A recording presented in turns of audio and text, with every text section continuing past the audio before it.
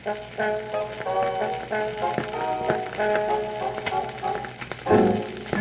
the average American in World War II, the Victory Garden was a practical way to contribute to the war effort. Some 20 million Victory Gardens were planted, and by 1943, these little plots produced 40% of all vegetables consumed in the United States. It's estimated that 9 to 10 million tons of vegetables were grown. In these times we live in, a Victory Garden is certainly a great idea. Here's the reasons and inspiration for the Victory Gardens of World War II. Wartime needs stretched agricultural production. The United States not only had to feed its own civilian and military population, but many of the Allies relied on America's bread basket. In addition, U-boats sank hundreds of food-laden ships bound for Britain.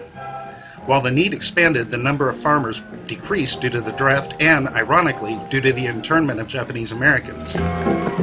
Canned fruits and vegetables were rationed starting March 1, 1943, so civilians were encouraged to grow their own produce to supplement their rations. The use of fewer canned goods would decrease the use of precious tin and reduce the strain on the heavily taxed rail and road systems.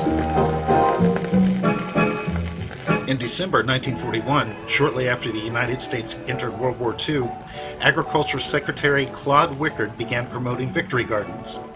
The Department of Agriculture produced pamphlets to guide urban and suburban gardeners. Magazines and newspapers published helpful articles, and patriotic posters urged participation.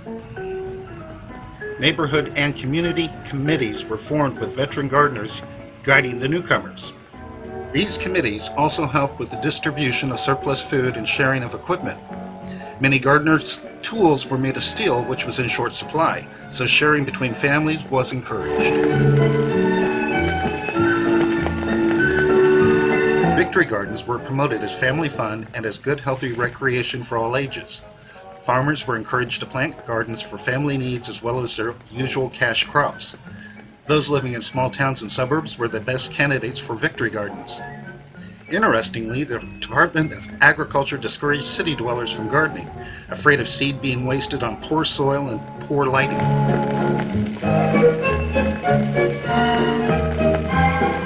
Victory Gardens sprang up on farms, in backyards, and on the city rooftops.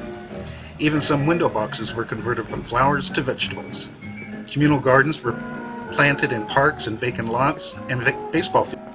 Sites for these gardens included San Francisco's Golden Gate Park, the Portland Zoo in Oregon, and Boston's Copley Square and Fenway Victory Gardens.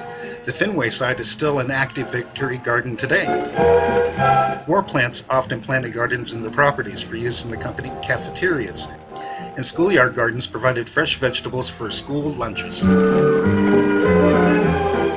The average small town or city dweller knew little about gardening. Pamphlets provided simple planting schedules and garden plans to show the newcomer how to grow enough food to feed their family without wasting seed or food for a year. These pamphlets described how to choose the garden site, prepare the soil, fertilize, plant properly, weed, and harvest. The Department of Agriculture and War Production Board prepared a special Victory Garden fertilizer for home use. The ideal Victory Garden produced fresh vegetables in season and plenty to be preserved for winter. Women's magazines published articles about how to can, store, dry, pickle, and freeze the bounty. People were encouraged to share their surplus with their neighborhoods. Victory Gardens in World War II were more than a way to increase morale. They produced a significant amount of healthy food, allowing agriculture produce to be used for the military and the Allies, and reducing the use of tin in transportation. Despite rationing, the average American ate better during the war than before. The Victory Garden was part of that reason. So there you have it, just a brief history of the World War II Victory Gardens. Do you think you'd like to bring back this tradition?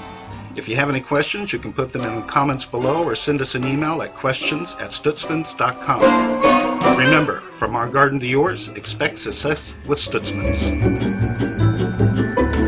Click the subscribe button and you'll be in the know with videos about gardening, decorating, and even more. For updates on everything happening at Stutzmans and a few giggles, like us on Facebook.